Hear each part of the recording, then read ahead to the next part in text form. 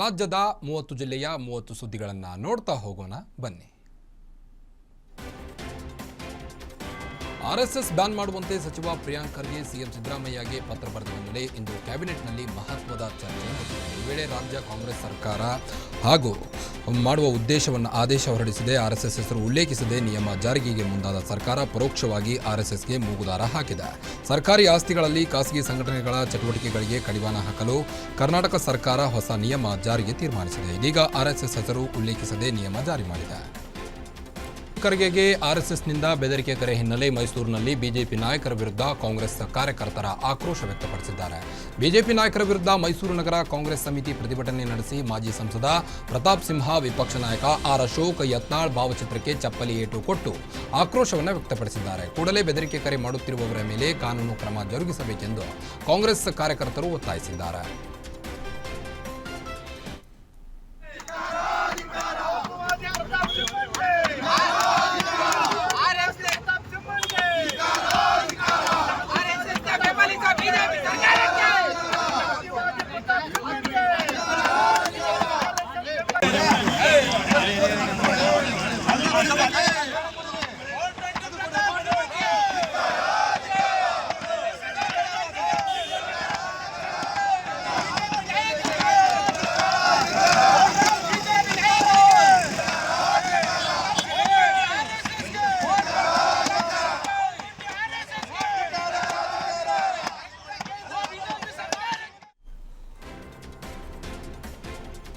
ಬೀದರ್ನಲ್ಲಿ ಬಿಜೆಪಿ ಮತ್ತು ಆರ್ಎಸ್ಎಸ್ ಕಾರ್ಯಕರ್ತರು ಐ ಲವ್ ಆರ್ಎಸ್ಎಸ್ ಎಂಬ ಪೋಸ್ಟರ್ ಬಿಡುಗಡೆ ಮಾಡಿದ್ದು, ನಗರದ ಹನುಮಾನ್ ಮಂದಿರದ ಬಳಿ ಯಾರು ಭಾರತವನ್ನು ಪ್ರೀತಿಸುತ್ತಾರೋ ಅವರು ಆರ್ಎಸ್ಎಸ್ ಅನ್ನು ಪ್ರೀತಿಸುತ್ತಾರೆ ಎಂದು ಪೋಸ್ಟರ್ ಅಂಟಿಸಿದ್ದಾರೆ.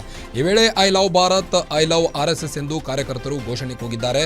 ಪ್ರಿಯಾಂಕ್ ಖರ್ಗೆ ಅವರು ಕೂಡಲೇ ಆರ್ಎಸ್ಎಸ್ ಸಂಘಕ್ಕೆ ಕ್ಷಮೆ ಯಾಚಿಸಬೇಕು, ಆರ್ಎಸ್ಎಸ್ ನಿಷೇಧಕ್ಕಾಗಿ ಪತ್ರ ಬರೆದ ಹಿಂಪಡೆಯಬೇಕೆಂದು ಹಿಂದೂ ಕಾರ್ಯಕರ್ತರು ಆಗ್ರಹಿಸಿದ್ದಾರೆ.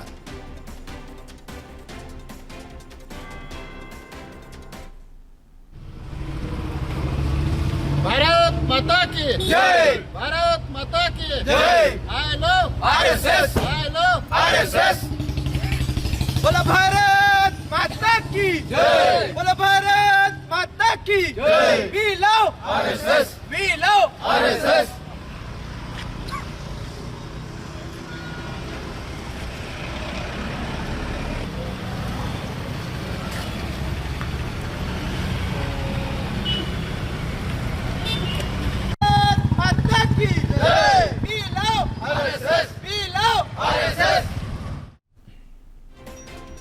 ಸಚಿವ ಪ್ರಿಯಾಂಕ್ ಖರ್ಗೆಗೆ ಬೆದರಿಕೆ ಕರೆ ಹಿನ್ನೆಲೆ ಕಲಬುರಗಿಯ ಚಿತ್ತಾಪುರ ಪಟ್ಟಣ ಬಂದ್ ಮಾಡಿ ಹೋರಾಟ ಮಾಡುವ ವೇಳೆ ಹೈಡ್ರಾಮಾ ನಡೆದಿದೆ. ಹೋರಾಟ ನಡೆಯುವ ವೇಳೆ ಕಾಂಗ್ರೆಸ್ ಕಾರ್ಯಕರ್ತ ಸಾಬಣ್ಣ ಬರಟೆ ದಂಡೋತಿ ಆತ್ಮಹತ್ಯೆಗೆ ಯತ್ನಿಸಿದ್ದು, ತಕ್ಷಣ ಸ್ಥಳದಲ್ಲಿದ್ದ ಪೊಲೀಸರು, ಅಧಿಕಾರಿಗಳು ರಕ್ಷಣೆ ಮಾಡಿದ್ದಾರೆ.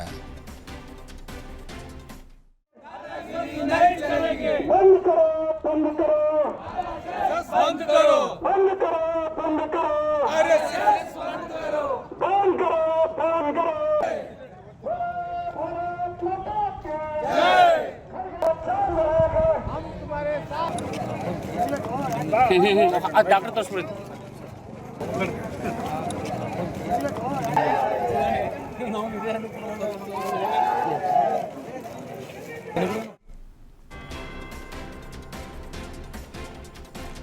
ವೋಟ್ ಚೋರಿ ಪ್ರಕರಣಕ್ಕೆ ಸಂಬಂಧಿಸಿದಂತೆ ಎಸ್ಐಟಿ ತೀವ್ರ ತನಿಖೆ ನಡೆಸುತ್ತಿದೆ. ಕಲಬುರಗಿ ಜಿಲ್ಲೆಯ ಆಳಂದ ಮತಕ್ಷೇತ್ರದಲ್ಲಿ ನಡೆದ ವೋಟ್ ಚೋರಿ ಪ್ರಕರಣ ಈಗ ತೀವ್ರ ಸ್ವರೂಪ ಪಡೆದಿದೆ. ಈ ವೇಳೆ ಕೆಲವು ಮಹತ್ವದ ದಾಖಲೆಗಳು ಕೂಡ ಪತ್ತೆಯಾಗಿವೆ. ಆರೋಪಿ ಅಸ್ಪಾಕ್ ಮನೆ ಮೇಲೆ ಎಸ್ಐಟಿ ದಾಳಿ ವೇಳೆ ರಾಶಿ ವೋಟರ್ ಐಡಿಗಳು ಪತ್ತೆಯಾಗಿದ್ದು, ಜೊತೆಗೆ 15 ಮೊಬೈಲ್ ಫೋನ್ಗಳು ಮತ್ತು 7 ಲ್ಯಾಪ್ಟಾಪ್ಗಳು ಜಪ್ತಿ ಮಾಡಲಾಗಿದೆ.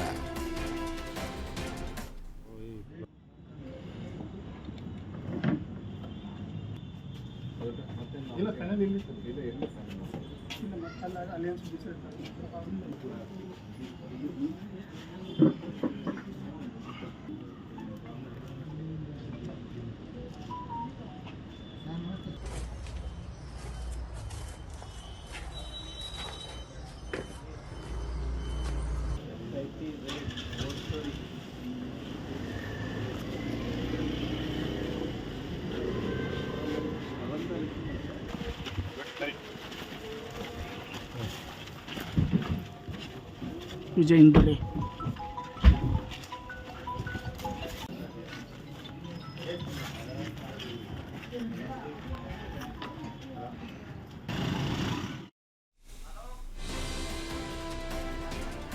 ಅನ್ನಭಾಗ್ಯ ಅಕ್ಕಿಗೆ ಕಣ್ಣ ಜೊತೆಗೆ ಮತ್ತೊಂದು ಸ್ಫೋಟಕ ಮಾಹಿತಿ ಬೆಳಕಿಗೆ ಬಂದಿದೆ. ಬಡವರಿಗೆ ವಿತರಣೆ ಮಾಡಿದ ಜೋಳಕ್ಕೂ ಕದಿಮರು ಕಣ್ಣ ಹಾಕಿದ್ದು ಆಹಾರ ಇಲಾಖೆ ಅಧಿಕಾರಿಗಳೇ ಶಾಕ್ ಆಗಿದ್ದಾರೆ. ಯಾದಗಿರಿಯ ಗುರುಮಠಕಲ್ ಪಟ್ಟಣದ ಹೊರಭಾಗದಲ್ಲಿರುವ ಕಾಟನ್ ಮಿಲ್ನಲ್ಲಿ ಘಟನೆ ನಡೆದಿದ್ದು ಸಿಐಡಿ ಅಧಿಕಾರಿಗಳು ತನಿಖೆ ನಡೆಸುವ ವೇಳೆ ಬೆಳಕಿಗೆ ಬಂದಿದೆ. ಶ್ರೀ ತಿಮ್ಮಪ್ಪ ಕಾಟನ್ ಮಿಲ್ನ ಗೋದಾಮಿನಲ್ಲಿ ಪಡಿತರ ಅಕ್ಕಿ ಪತ್ತೆ ಸಂಗ್ರಹ ಮಾಡಿ ಕದಿಮರು ಯಾಮಾರಿಸಿದ್ದಾರೆ. ಪಡಿತರ ಅಕ್ಕಿ ಎಣಿಕೆ ಕಾರ್ಯದ ವೇಳೆ ಈಗಾಗಲೇ 254 ಕ್ವಿಂಟಾಲ್ ಅಕ್ಕಿ ಪತ್ತೆಯಾಗಿದ್ದು ಈ ವೇಳೆ ಪಡಿತರ ಜೋಳ ಪತ್ತೆಯಾಗಿದೆ. ಸಿಐಡಿ ತಂಡದ ಅಧಿಕಾರಿಗಳು ಬೆಳಕಿಗೆ ತಂದ ನಂತರ ಆಹಾರ ಇಲಾಖೆ ಅಧಿಕಾರಿಗಳು ನಡೆಸಿ ಅನ್ನಭಾಗ್ಯ ಅಕ್ಕಿ ಅಕ್ರಮದೊಂದಿಗೆ ಬ್ರೇಕ್ ಹಾಕಿದ್ದಾರೆ. ಚಿತ್ರದುರ್ಗ ಜಿಲ್ಲೆ ಮೊಳಕಾಲ್ಮೂರು ತಾಲೂಕಿನ ಚೌಡಿಪುರ ಗ್ರಾಮದಲ್ಲಿ ಅನ್ನಭಾಗ್ಯ ಅಕ್ಕಿ ಅಕ್ರಮದಂಧೆ ನಡೆಯುತ್ತಿದ್ದು ಗ್ರಾಮದ ಸರ್ಕಾರಿ ಸಮುದಾಯ ಭವನದಲ್ಲಿ ಸ್ಟಾಕ್ ಮಾಡಿ ಬೇರೆ ಕಡೆ ಸಾಗಿಸುತ್ತಿದ್ದರು. ಖಚಿತ ಮಾಹಿತಿ ಆಧರಿಸಿ ಪಿಎಸ್ಐ ಮಹೇಶ್ ದಾಳಿ ನಡೆಸಿದ್ದು ದಾಳಿ ವೇಳೆ ಲಾರಿ ಸಮೇತ 250 ಚೀಲ ಅಕ್ಕಿ ವಶಕ್ಕೆ ಪಡೆದಿದ್ದಾರೆ. ಪ್ರಕರಣ ಸಂಬಂಧ ಆರೋಪಿಗಳಾದ ನಾಗೇಶ್, ಲಾರಿ ಚಾಲಕ, ಕಂಡಕ್ಟರ್ ನಾಪತ್ತೆಯಾಗಿದ್ದಾರೆ. ಸ್ಥಳಕ್ಕೆ ಆಹಾರ ಇಲಾಖೆ ಅಧಿಕಾರಿಗಳು ಭೇಟಿ ನೀಡಿ ಪರಿಶೀಲನೆ ಕೂಡ ನಡೆಸಿದ್ದಾರೆ. ಈ ಸಂಬಂಧ ಮೊಳಕಾಲ್ಮೂರು ಪೊಲೀಸ್ ಠಾಣೆಯಲ್ಲಿ ಕೇಸ್ ದಾಖಲಾಗಿದೆ.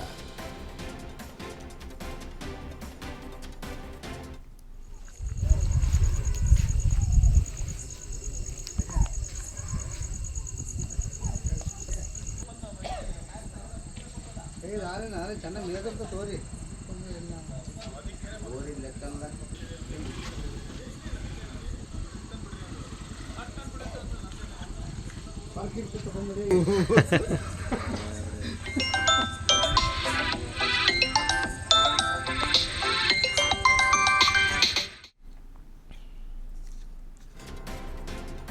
ಉತ್ತರ ಕನ್ನಡ ಜಿಲ್ಲೆ ಭಟ್ಕಳದ ಭಾರಿ ಪ್ರಮಾಣದಲ್ಲಿ ಅನ್ನಭಾಗ್ಯದ ಅಕ್ಕಿ ಸಾಗಾಟ ಯತ್ನ ನಡೆದಿದೆ. ಆಹಾರ ನಿರೀಕ್ಷಕ ಉದಯ್ ತಳವಾರ್ ಮತ್ತು ಭಟ್ಕಳ ಡಿವೈಎಸ್ಪಿ ನೇತೃತ್ವದಲ್ಲಿ ದಾಳಿ ನಡೆಸಿ 3,23,000 ರೂಪಾಯಿ ಮೌಲ್ಯದ ಒಟ್ಟು 9,500 ಕೆಜಿ ಅಕ್ರಮ ಅನ್ನಭಾಗ್ಯ ಅಕ್ಕಿ ಸೀಸ್ ಮಾಡಲಾಗಿದೆ. ಭಟ್ಕಳ ನಗರದ ನೂರ್ ಮಸೀದ್ ಬಳಿ ರಾಷ್ಟ್ರೀಯ ಹೆದ್ದಾರಿಯಲ್ಲಿ ಕಾರ್ಯಾಚರಣೆ ನಡೆದಿದ್ದು ಭಾರಿ ಪ್ರಮಾಣದ ಅಕ್ಕಿ ಜೊತೆ ಸಾಗಾಟಕ್ಕೆ ಬಳಸಿದ್ದ ಕಂಟೈನರ್ ಲಾರಿ ವಶಕ್ಕೆ ಪಡೆದಿದ್ದಾರೆ.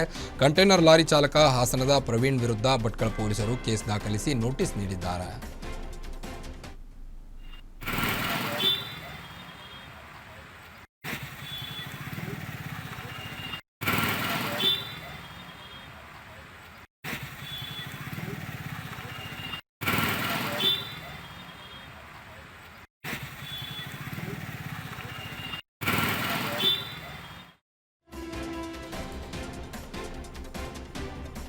ಮಾಜಿ ಸಚಿವ ಬಿ ನಾಗೇಂದ್ರ ಆಪ್ತ ಕುರುಬ ನಾಗರಾಜ್ ಮನೆ ಮೇಲೆ ಇಡಿ ಅಧಿಕಾರಿಗಳು ಶಾಕ್ ನೀಡಿದ್ದಾರೆ.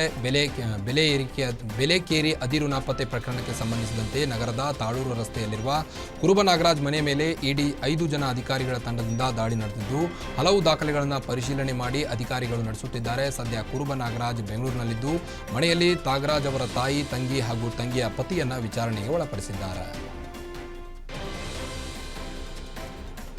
ಮಂಗಳೂರು ಹೊರವಲಯದ ಪಿಲಿಕುಳ ನಿಸರ್ಗಧಾಮ ಕಚೇರಿ ಮೇಲೆ ಲೋಕಾಯುಕ್ತ ದಾಳಿ ನಡೆಸಿದ್ದಾರೆ. DYSP doctor gone P Kumar ನೇತೃತ್ವದಲ್ಲಿ ಪಿಲಿಕುಳ ಅಭಿವೃದ್ಧಿ ಪ್ರಾಧಿಕಾರದ ಕಚೇರಿ ಮೇಲೆ ದಾಳಿ ನಡೆದಿದೆ. ಪ್ರಾಧಿಕಾರದ ಆಡಳಿತದಲ್ಲಿ ಸಾಕಷ್ಟು ಲೋಪದೋಷ ಆರೋಪ ಹಿನ್ನೆಲೆ ಪ್ರಾಧಿಕಾರದ ಕಚೇರಿಯಲ್ಲಿ ಕಡತಗಳ ಪರಿಶೀಲನೆ ನಡೆಸಿದ್ದಾರೆ. ಮೃಗಾಲಯದ ನಿರ್ವಹಣೆಯಲ್ಲಿ ಭಾರೀ ಲೋಪದೋಷಗಳ ಬಗ್ಗೆ ತನಿಖೆ ನಡೆಸಿದ್ದು ಮೃಗಾಲಯದ ಪ್ರಾಣಿಗಳ ಆಹಾರ ಸರಬರಾಜಿನಲ್ಲಿ ಅವ್ಯವಹಾರ ಕಂಡುಬಂದಿದೆ.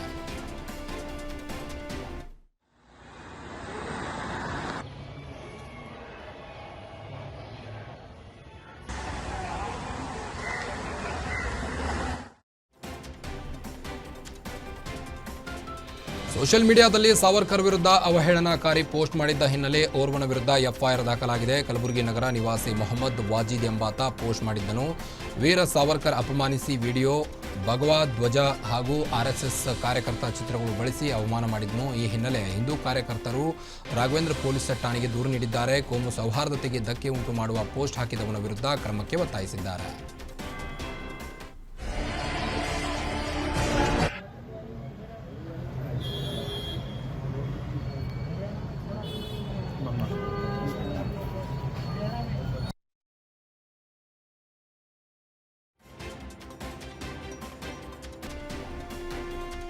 ಸುಪ್ರೀಂ ಕೋರ್ಟ್ ನ್ಯಾಯಮೂರ್ತಿ ಬಿಆರ್ ಗವಾಯಿ ಮೇಲೆ ವಕೀಲ ಶೂ ಎಸೆದ ಪ್ರಕರಣಕ್ಕೆ ಸಂಬಂಧಿಸಿದಂತೆ ವಕೀಲ ರಾಕೇಶ್ ಕಿಶೋರ್ ನಡೆ ಖಂಡಿಸಿ ಇಂದು ವಿಜಯಪುರ ನಗರ ಬಂದ್ಗೆ ಕರೆ ನೀಡಲಾಗಿತ್ತು. ದಲಿತ, ಹಿಂದುಳಿದ, ಅಲ್ಪಸಂಖ್ಯಾತರ ಸೇರಿದಂತೆ ವಿವಿಧ ಸಂಘಟನೆಗಳಿಂದ ವಿಜಯಪುರ ನಗರ ಬಂದ್ ಹಮ್ಮಿಕೊಳ್ಳಲಾಗಿತ್ತು. ವಿಜಯಪುರದ ಸಿದ್ದೇಶ್ವರ ದೇಗುಲದಿಂದ ಅಂಬೇಡ್ಕರ್ ಸರ್ಕಲ್ವರೆಗೆ ಪ್ರತಿಭಟನಾ ಮೆರವಣಿಗೆ ನಡೆಯಿತು. ಬಳಿಕ ಅಂಬೇಡ್ಕರ್ ಸರ್ಕಲ್ನಲ್ಲಿ ಪ್ರತಿಭಟನಾ ಬಹಿರಂಗ ಸಭೆ ನಡೆಸಲಾಯಿತು. ಪ್ರತಿಭಟನೆ ವೇಳೆ ಜಿಲ್ಲಾಧಿಕಾರಿ ಮೂಲಕ ಹೋರಾಟಗಾರರು ರಾಷ್ಟ್ರಪತಿಗಳಿಗೆ ಮನವಿ ಸಲ್ಲಿಸಿದರು. ಸರ್ಕಲ್ವರೆಗೆ ಪ್ರತಿಭಟನಾ ಮೆರವಣಿಗೆ ಮಾಡಿ ಆಕ್ರೋಶವನ್ನು ವ್ಯಕ್ತಪಡಿಸಿದ್ದಾರೆ. ಕಾನೂನು ಸುವ್ಯವಸ್ಥೆ ಕಾಪಾಡಿಕೊಳ್ಳುವಂತೆ ಸಂಘಟನೆಗಳು ಸೂಚನೆ ನೀಡಿ ಕಿಡಿಗೇಡಿಗಳ ವಿರುದ್ಧ ಸೂಕ್ತ ಕ್ರಮಕ್ಕೆ ಪ್ರತಿಭಟನಾಕಾರರು ಆಗ್ರಹಿಸಿದ್ದಾರೆ. ಕೌಟುಂಬಿಕ ಕಲಹದ ಹಿನ್ನೆಲೆ ಪತ್ನಿಯನ್ನ ಬರ್ಬರವಾಗಿ ಹತ್ಯೆಗೈದಿದ್ದಾರೆ. ಮೈಸೂರು ತಾಲೂಕಿನ ಜಟ್ಟಿಹುಂಡಿ ಗ್ರಾಮದಲ್ಲಿ ಘಟನೆ ನಡೆದಿದೆ. 35 ವರ್ಷದ ಸವಿತಾ ಕೊಲೆಯಾದ ಮಹಿಳೆ ಚಾಕುವಿನಿಂದ ಪತ್ನಿಯ ಕುತ್ತಿಗೆ ಸೀಳಿ ಪತಿ ದೇವರಾಜು ಕೊಲೆಗೈದಿದ್ದಾನೆ. ಪ್ರಕರಣ ಸಂಬಂಧ ಜಯಪುರ ಪೊಲೀಸ್ ಠಾಣೆಯಲ್ಲಿ ದಾಖಲಾಗಿದೆ.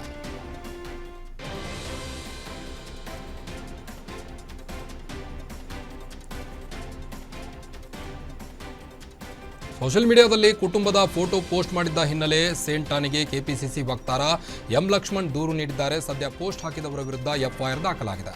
ದಂಡಂ ದಶಗುಣಂ ಎಂಬ ಫೇಸ್ಬುಕ್ ಖಾತೆಯಲ್ಲಿ ಕೆಪಿಸಿಸಿ ವಕ್ತಾರ ಎಂ ಲಕ್ಷ್ಮಣ್ ಕುಟುಂಬದ ಫೋಟೋ ಪೋಸ್ಟ್ ಆಗಿದೆ. ಕುಟುಂಬದ ಫೋಟೋ ಹಾಕಿ ಅಸಭ್ಯವಾಗಿ ಕಾಮೆಂಟ್ ಆರೋಪ ಕೇಳಿಬಂದಿದೆ. ಫೋಟೋ ಹಾಕಿದ ವ್ಯಕ್ತಿ ವಿರುದ್ಧ ಕಾನೂನು ಕ್ರಮಕ್ಕೆ ಮನಪಲ್ಟಿಯಾಗಿದ್ದು 10 ಮಂದಿಗೆ ಗಾಯಗೊಂಡಿದ್ದಾರೆ. ಮೈಸೂರು ಸರಗೂರು ಟೌನಿಕ್ ಕಬಿನಿ ನದಿ ಚಾನೆಲ್ ಬಳಿ ಘಟನೆ ನಡೆದಿದೆ. ಶುಂಠಿ ಕೆಲಸಕ್ಕಾಗಿ ಗೊಂತಗಲಗುಂಡಿ ಗ್ರಾಮದಿಂದ ಸರಗೂರಿಗೆ ತೆರಳುತ್ತಿದ್ದ ವೇಳೆ ಅವಘಡ ಸಂಭವಿಸಿದೆ. ಚಾಲಕನ ಅಜಾಗರೂಕತೆಯಿಂದ ಆಯ ತಪ್ಪಿ ಟಾಟಾ ಎಸ್ ವಾಹನ ಪಲ್ಟಿಯಾಗಿದ್ದು ಚಾಲಕ ಸೇರಿ 10 ಮಂದಿ ಗಾಯಗೊಂಡಿದ್ದಾರೆ. ಗಾಯಾಳುಗಳನ್ನು ಎಚ್ಡಿ ಕೋಟೆ ಆಸ್ಪತ್ರೆಗೆ ದಾಖಲಿಸಲಾಗಿದೆ. ಸ್ಥಳಕ್ಕೆ ಸರಗೂರು ಪೊಲೀಸರು ಭೇಟಿ ನೀಡಿ ಪರಿಶೀಲನೆ ನಡೆಸಿದ್ದಾರೆ. ಯಾರ ಹೊಡೆದಿರೋದು? ಗಾಡಿ ಮುಚ್ಚಿ ದಬ್ಬಾಕೊಂಡು ತಿರ್ಗಾ ಎದ್ದು ನಿಂತಿರೋದು. ನಾವೇ ಡೈರೆಕ್ಟ್ ಆಗಿ ನೋಡೋದು ಆಟೋದಲ್ಲಿ. ಅದೇ ಆಟೋ ಅಲ್ಲಿವ್ರಿ ಎಲ್ಲ ಆಟೋದ 108ಕ್ಕೆ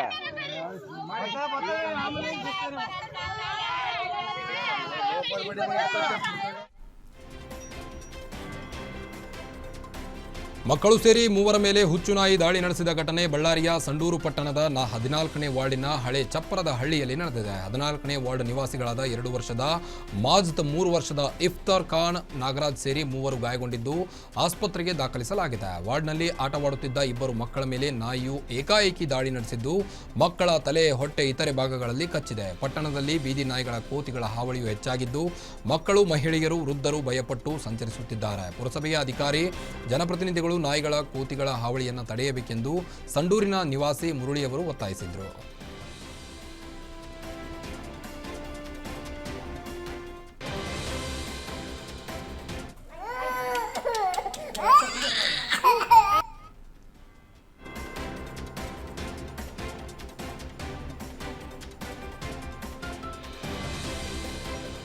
ಎರಡು ಎಕರೆ ಜಮೀನಿನಲ್ಲಿ ಬೆಳೆದಿದ್ದ ಸೋಯಾ ಬೆಳೆಗೆ ಕಿಡಿಗೇಡಿಗಳು ಬೆಂಕಿ ಹಚ್ಚಿರುವ ಘಟನೆ ಬೀದರ್ ತಾಲೂಕಿನ ಅಮ್ದಲ್ಪಾಡ್ ಗ್ರಾಮದಲ್ಲಿ ನಡೆದಿದೆ. ಸತತ ಮಳೆಯಿಂದ ಹಾಳಾಗಿ ಅಳಿದು ಉಳಿದಿದ್ದ ಬೆಳೆಗೆ ನಿನ್ನೆ ರಾತ್ರಿ 11 ಗಂಟೆ ಸುಮಾರಿಗೆ ಕಿಡಿಗೇಡಿಗಳು ಬೆಂಕಿ ಹಚ್ಚಿದ್ದಾರೆ. ಸುಮಾರು 50,000 ಮೌಲ್ಯದ ಸೋಯಾ ಹಾಳಾಯಿತು ಎಂದು ರೈತ ಕಾಶಿನಾಥ್ ಹೈಬತ್ತಿ ಅಳಲು ತೋಡಿಕೊಂಡಿದ್ದಾರೆ. ಈ ಸಂಬಂಧ ಜನವಾಡ ಪೊಲೀಸ್ ಠಾಣೆಯಲ್ಲಿ ಪ್ರಕರಣ ದಾಖಲಾಗಿದೆ.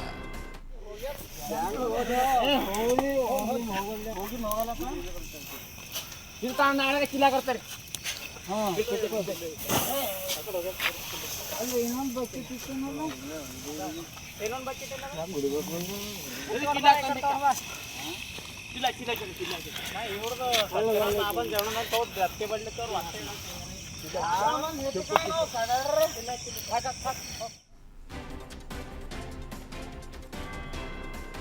ಮೈಸೂರಿನ ಎಸ್ಡಿ ಕೋಟೆಯಲ್ಲಿ ಕಳ್ಳರ ಹಾವಳಿ ಹೆಚ್ಚಾಗಿದ್ದು ಪೊಲೀಸ್ ಮನೆಗೆ ಕದಿಮರು ಕನ್ನ ಹಾಕಿದ್ದಾರೆ. ಹಾಸನಾಂಬ ಜಾತ್ರಾ ಬಂದೋಬಸ್ತ್ಗೆ ಪೊಲೀಸ್ ಕುಟುಂಬ ತೆರಳಿದ್ರು. ಈ ವೇಳೆ ಮನೆಯಲ್ಲಿ ಯಾರೂ ಇಲ್ಲದ ವೇಳೆ ಕಳ್ಳರ ಕೈಚಳಕ ತೋರಿದ್ದಾರೆ. ಪೊಲೀಸ್ ಮನೆ ಸೇರಿದಂತೆ 2 ಕಡೆ ಕಳುವು ಮಾಡಿದ್ದಾರೆ ಎಂದು ಮಾಹಿತಿ ತಿಳಿದು ಬಂದಿದೆ. ಆರೋಪಿಗಳು 30 ಲಕ್ಷ ರೂಪಾಯಿ ಮೌಲ್ಯದ 250 ಗ್ರಾಂ ಚಿನ್ನಾಭರಣ, 25,000 ನಗದು ಕಳ್ಳತನ ಮಾಡಿ ಎಸ್ಕೇಪ್ ಆಗಿದ್ದಾರೆ. ರಾತ್ರಿ ಮನೆ ಮುಂದೆ ನಿಲ್ಲಿಸಿದ ಬೈಕ್ ಕಳ್ಳತನವಾದ ಘಟನೆ ನೆಲಮಂಗಲದ ಪಿಣ್ಯ ವ್ಯಾಪ್ತಿಯ ವಿದ್ಯಾನಗರದಲ್ಲಿ ನಡೆದಿದೆ. ಸುನಿಲ್ ಎಂಬುವರಿಂದ ಸೇರಿದ್ದ ಪಲ್ಸರ್ ಬೈಕ್ ಅನ್ನು ರಾತ್ರಿ ವೇಳೆ 2 ದುಷ್ಕರ್ಮಿಗಳು ನೋಡುತ್ತಲೇ ಎಸ್ಕೇಪ್ ಮಾಡಿದ್ದಾರೆ. ಕಳ್ಳತನ ಮಾಡುತ್ತಿರುವ ದೃಶ್ಯ ಗ್ಯಾರಂಟಿ ನ್ಯೂಸ್ಗೆ ಲಭ್ಯವಾಗಿದೆ. ಘಟನೆ ಸಂಬಂಧ ಪಿಣ್ಯ ಪೊಲೀಸ್ ಠಾಣೆಯಲ್ಲಿ ಪ್ರಕರಣ ದಾಖಲಾಗಿದೆ.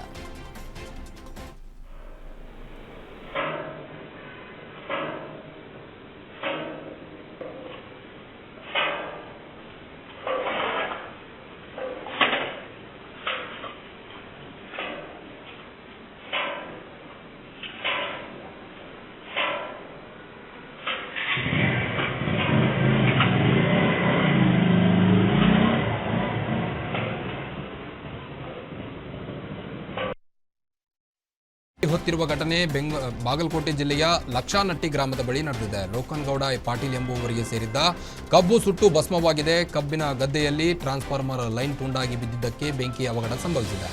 ಬೆಂಕಿ ನಂದಿಸಲು ನೆರೆಹೊರೆ ರೈತರು ಹರಸಾಹಸ ಪಟ್ಟಿದ್ದಾರೆ.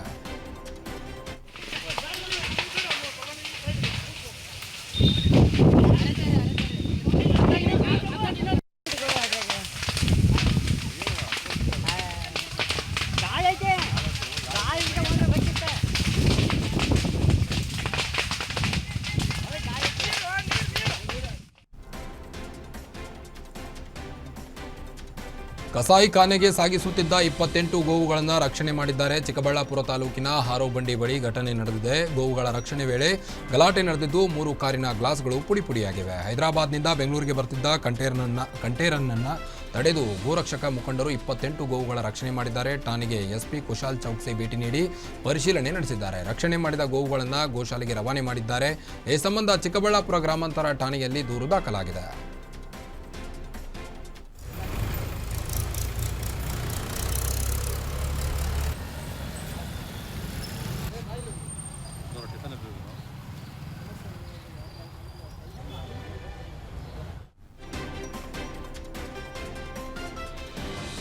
ಏಳನೇ ದಿನವೂ ಕೂಡ ಹಾಸನಾಂಬೆ ದರ್ಶನಕ್ಕೆ ಭಕ್ತರು ಸಾಗರೋಪಾದಿಯಲ್ಲಿ ಹರಿದು ಬರುತ್ತಿದ್ದಾರೆ. ದರ್ಶನದ ಸರತಿ ಸಾಲುಗಳು ತುಂಬಿ ತುಳುಕುತ್ತಿದ್ದು ಸುಮಾರು 8 ಕಿಲೋಮೀಟರ್ ಹೆಚ್ಚು ದೂರದಿಂದ ಸಾಮಾನ್ಯ ಸರತಿ ಸಾಲಿನಲ್ಲಿ ನಿಂತು ಭಕ್ತರು ತಾಯಿಯ ದರ್ಶನ ಪಡೆಯುತ್ತಿದ್ದಾರೆ. ಎಂದಿನ ಸಾಮಾನ್ಯ ಸಾಲು 1000 ರೂಪಾಯಿ ಟಿಕೆಟ್, 300 ರೂಪಾಯಿ ಟಿಕೆಟ್ ಸಾಲುಗಳು ಭರ್ತಿಯಾಗಿವೆ. ಇಂದು ಕೂಡ ಹಲವು ಗಣ್ಯರು ದರ್ಶನ ಪಡೆದಿದ್ದು ಅವರಲ್ಲಿ ವಿಧಾನ ಪರಿಷತ್ ಸದಸ್ಯ ಭೋಜೇಗೌಡ, ಎಂಕೆ ಪ್ರಾಣೇಶ್, ಕೆಆರ್ ಪೇಟೆ ಶಾಸಕ ಮಂಜುನಾಥ್, ದಾವಣಗೆರೆ ಲೋಕಸಭಾ ಸದಸ್ಯೆ ಪ್ರಭಾ ಮಲ್ಲಿಕಾರ್ಜುನ್, ಕರವೇ ರಾಜ್ಯಾಧ್ಯಕ್ಷ ಟಿಎ ನಾರಾಯಣಗೌಡ ಪ್ರಮುಖರು ಭೇಟಿ ನೀಡಿದರು.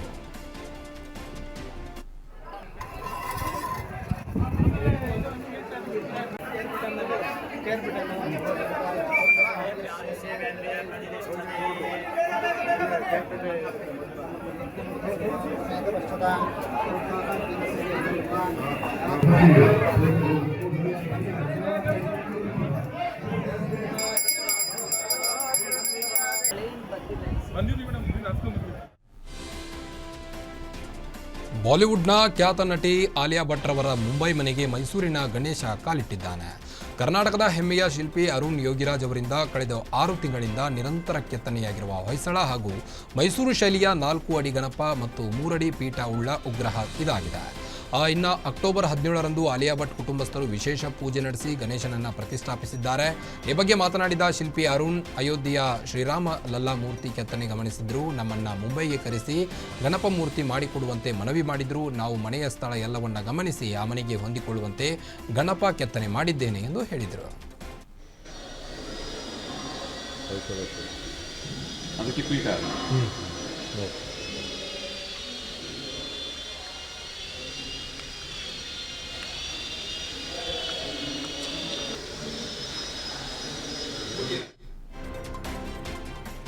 ಸ್ಯಾಂಡಲ್ವುಡ್ನ ಡಿವೈನ್ ಸ್ಟಾರ್ ರಿಷಬ್ ಶೆಟ್ಟಿ ಅವರು ಕಾಂತಾರ ಚಾಪ್ಟರ್ 1 ಸಿನಿಮಾದ ಸಕ್ಸಸ್ ಸಂಭ್ರಮದಲ್ಲಿದ್ದಾರೆ. ಇತ್ತೀಚೆಗೆ ಮುಂಬೈನ ಸಿದ್ಧಿವಿನಾಯಕ ದೇವಸ್ಥಾನಕ್ಕೆ ಭೇಟಿ ಕೊಟ್ಟಿದ್ದ ಅವರು ಈಗ ಮೈಸೂರಿನ ಚಾಮುಂಡಿ ಬೆಟ್ಟಕ್ಕೆ ಭೇಟಿ ಕೊಟ್ಟ ಚಾಮುಂಡೇಶ್ವರಿ ದರ್ಶನ ಪಡೆದಿದ್ದಾರೆ. ಚಾಮುಂಡಿ ಬೆಟ್ಟಕ್ಕೆ ಆಗಮಿಸಿದ ನಟ ರಿಷಬ್ ಶೆಟ್ಟಿ ಅವರ ತಾಯಿ ಚಾಮುಂಡೇಶ್ವರಿ ದರ್ಶನ ಪಡೆದಿದ್ದಾರೆ.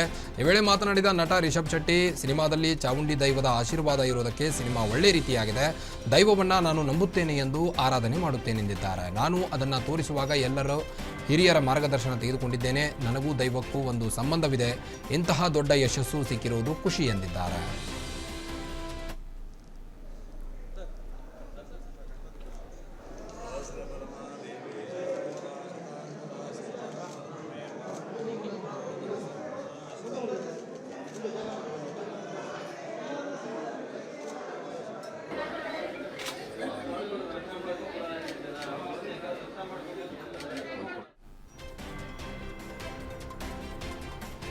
ಜನವಾಸ ಸ್ಥಳದಲ್ಲಿ ಕತ್ತೆ ಕಿರುವ ಪ್ರತ್ಯಕ್ಷವಾದ ಘಟನೆ ಬಾಗಲಕೋಟೆಯ ಎಪಿಎಂಸಿ ಬಳಿಯ ಟೀಚರ್ ಕಾಲೋನಿಯಲ್ಲಿ ಘಟನೆ ನಡೆದಿದೆ. ರಾತ್ರಿ ಹೊತ್ತಲ್ಲಿ ಕತ್ತೆ ಕಿರುವ ಕಾಣಿಸಿಕೊಂಡಿದ್ದು ಕತ್ತೆ ಕಿರುವ ಓಡಾಡ್ತಿರುವ ವಿಡಿಯೋವನ್ನು ಮೊಬೈಲ್ನಲ್ಲಿ ಸೆರೆ ಹಿಡಿದಿದ್ದಾರೆ. ವಿಷಯ ತಿಳಿಯುತ್ತಿದ್ದಂತೆ ಸ್ಥಳಕ್ಕೆ ಅರಣ್ಯ ಇಲಾಖೆ ಅಧಿಕಾರಿಗಳು ಧಾವಿಸಿದ ಸುರಕ್ಷಿತವಾಗಿ ಸೆರೆ ಹಿಡಿದಿದ್ದಾರೆ. ಕಾರ್ಯಾಚರಣೆ ಮೂಲಕ ಕತ್ತೆ ಕಿರುಬನನ್ನ ಹಿಡಿದು ಬೋನ್ಗೆ ಹಾಕಿ ಅರಣ್ಯ ಇಲಾಖೆ ಅಧಿಕಾರಿಗಳು ಹೊತ್ತೊಯ್ದಿದ್ದಾರೆ.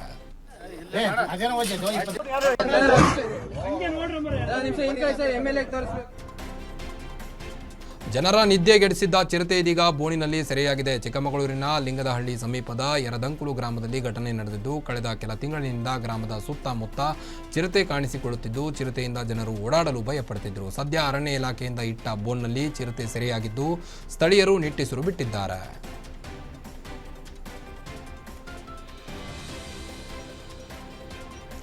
BRT ಹುಲಿ ಸುರಕ್ಷಿತ ಪ್ರದೇಶದ ಪುಣಜನೂರು ವನ್ಯಜೀವಿ ವಲಯದಲ್ಲಿ 3 ಹುಲಿ ಮರಿಗಳ ರಕ್ಷಣೆ ಮಾಡಲಾಗಿದ್ದು, ಒಂದು ತಾಯಿ ಹುಲಿ ನಾಪತ್ತೆಯಾಗಿದೆ. ಪುಣಜನೂರು ಬೇಡಗುಳಿ ಸಂಪರ್ಕಿಸುವ ರಸ್ತೆಯಲ್ಲಿ ಅರಣ್ಯ ಸಿಬ್ಬಂದಿಗೆ 3 ಹುಲಿ ಮರಿಗಳು ಗೋಚರವಾಗಿವೆ. ಸಂಶಯ ಬಂದು ಸುತ್ತಲೂ ಪರಿಶೀಲಿಸಿ ನೋಡಿದಾಗ ತಾಯಿ ಹುಲಿ ಇರುವಿಕೆಯ ಬಗ್ಗೆ ಯಾವುದೇ ಸಂಕೇತ ಸಿಬ್ಬಂದಿಗೆ ಕಂಡುಬರಲಿಲ್ಲ. ಹೀಗಾಗಿ ಮೇಲಾಧಿಕಾರಿಗಳ ನಿರ್ದೇಶನದ ಮೇರೆಗೆ ಸುತ್ತಮುತ್ತಲಿನ ಕ್ಯಾಮೆರಾ ಟ್ರ್ಯಾಪ್ಗಳನ್ನು ಅಳವಡಿಸಿ ತಾಯಿ ಹುಲಿಯ ಚಲನವಲನಗಳ ಮೇಲೆ ನಿಗಾ ವಹಿಸಲು ಕಾವಲು ಸಿಬ್ಬಂದಿ ನಿಯೋಜಿಸಲಾಗಿದೆ. ಇಲಾಖಾ ಸಿಬ್ಬಂದಿ ತಾಯಿ ಹುಲಿಯನ್ನ ಪತ್ತೆ ಮಾಡಲು ಕುಂಬಿಂಗ್ ಕಾರ್ಯಾಚರಣೆ ನಡೆಸಿದಾಗ ಮತ್ತೊಂದು ಹುಲಿ ಮರಿ ಪತ್ತೆಯಾಗಿದೆ.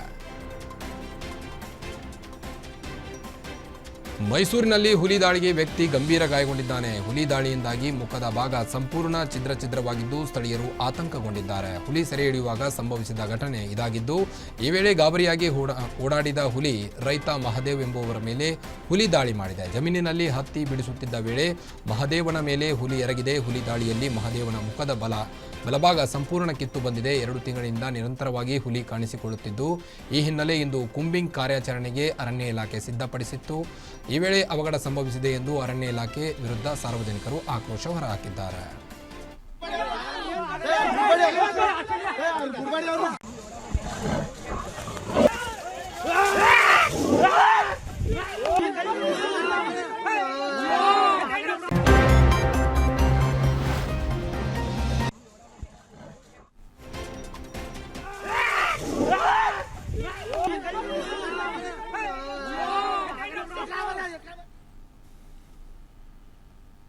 ಇದಾಗಿತ್ತು ಈ ಹೊತ್ತಿನ 30 ಜಿಲ್ಲೆಯ 30 ಸುದ್ದಿಗಳು. ಮತ್ತಷ್ಟು ಸುದ್ದಿಗಳಿಗಾಗಿ ನೋಡ್ತಾ ಇರಿ ಗ್ಯಾರಂಟಿ ನ್ಯೂಸ್. ಸುದ್ದಿ ಖಚಿತ, ನ್ಯಾಯ ನಿಶ್ಚಿತ.